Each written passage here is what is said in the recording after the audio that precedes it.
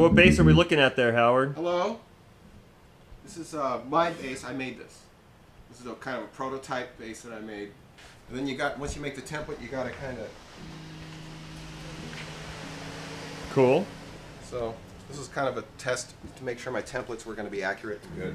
And let's see the headstock. So it was. This is my latest headstock, and I don't know if it's gonna, if I'm gonna revise it or not. It probably will be a little bit revised, but I do like the symmetricalness of this headstock. This is African mahogany, a maple core, which is a next through design. Don't look at that.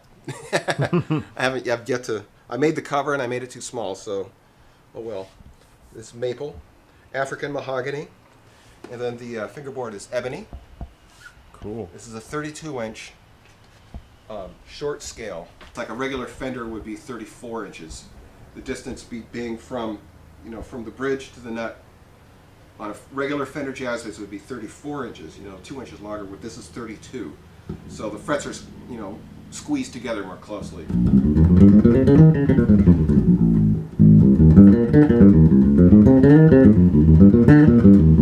And what are the electronics?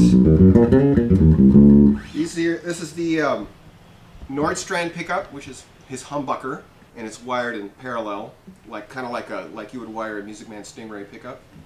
And then his preamp is Nordstrand, and this is his reproduction of like the 1978 Music Man Stingray preamp, which is volume, treble, and bass, and it's boost only. Sounds good. Sounds great.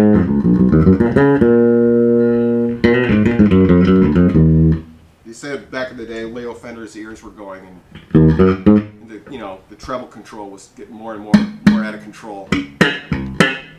So I like to roll that treble back just a little bit.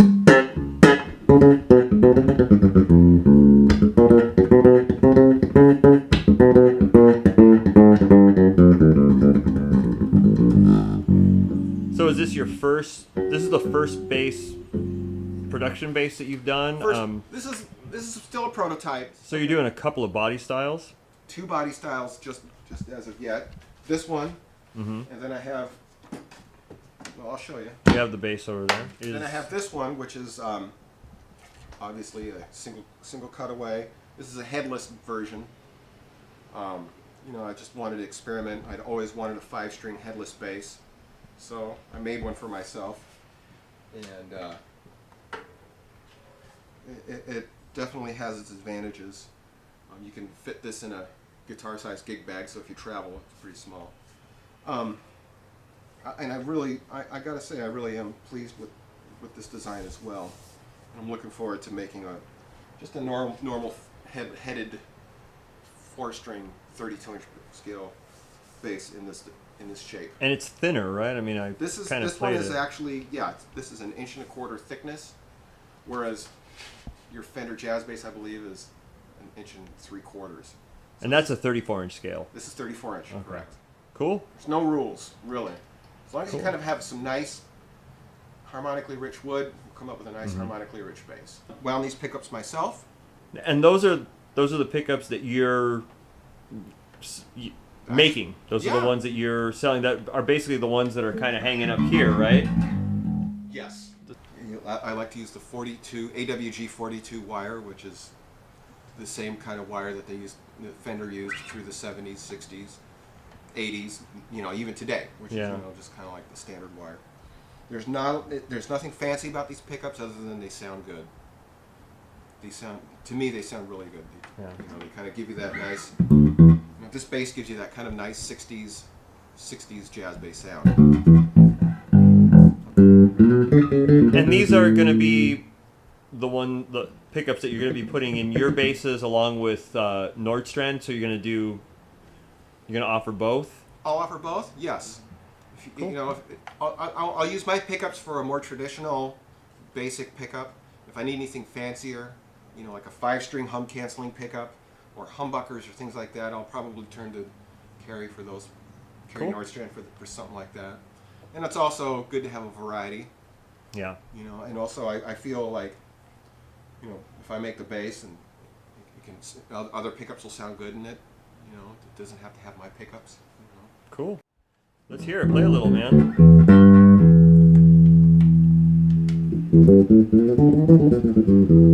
This is the back pickup. Here's the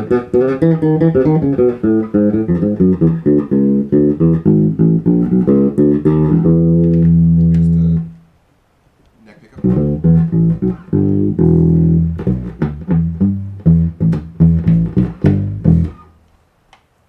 I do like to wind these a little bit hotter. Okay. Than the standard Fender, 60s or 70s style. And I find that when you wind them a little bit hotter, the output is a little bit stronger. They get a little bit darker and a little bit fatter sounding. So they're not as Marcus Miller-y kind of sounding. They're definitely like a much thicker low end. Cool. What's your turnaround time on ordering pickups, say? It just depends. I try to do pickups in runs. Okay. I can do a pickup. I could do a set of pickups in no time, but for me to set up, I have to kind of repurpose my shop here to do pickups. So I try to do pickups once a month, and I'll do like 5 to 10 sets at a time. Cool. And how about basses? I mean, obviously it's going to take a little bit longer, Basses but take about a month. About a month. Cool. Give or take.